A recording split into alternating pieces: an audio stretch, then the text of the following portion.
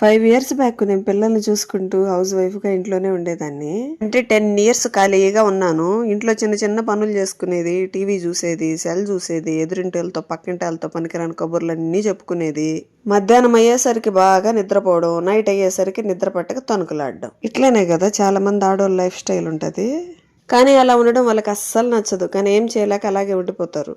ఏదో ఒకటి చేద్దామని కొంతమంది ఒక స్టెప్ ముందుకేసి చీరల బిజినెస్ చేస్తారు.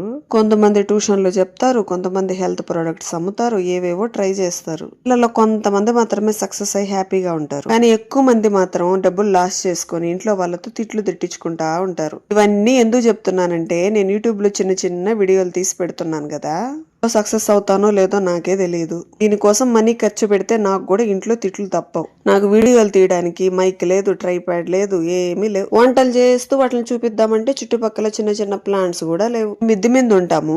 బ్యాక్ సైడ్ ఏమో ఎండ వస్తుంది, ఫ్రంట్ సైడ్ ఏమో ఎండ రాదు. బ్యాక్ సైడ్ గాన కుండీలు పెట్టామనుకో కోతులు వచ్చి అన్ని పాడు చేసేస్తాయి. మేము అద్దీంట్లో కదా ఉండేది. ఇక్కడ మాకు మట్టి దొరకడం కూడా కష్టమే. మా స్టూడెంట్ గారిని అడిగితే వాడు తెచ్చిచ్చాడు ఈ మట్టి. ఇదేమో మెత్తగా లేదు, రాళ్ళగా ఉంది. నెల్లూరు కదా, అక్కడేమో మట్టి మెత్తగా ఉంటది. రాళ్ల మధ్య ఎట్ట నాటాలో నాకు అస్సలు తెలియట్లే. ఏదేదో గుచ్చేస్తున్నా, నాటేస్తున్నా. ప్లాంట్స్ స్కూల్ నుంచి వస్తా ఉంటే ఒక ఆమెను అడిగాను, వాళ్ళ ఇంటి దగ్గర బాగుండేసరికి, అక్క అవి ఇవ్వు నాకు, నేను వేసుకుంటాను మా ఇంటి దగ్గర అంటే, ఆమె అడగంగానే పాపం దండిగా కోసిచ్చింది.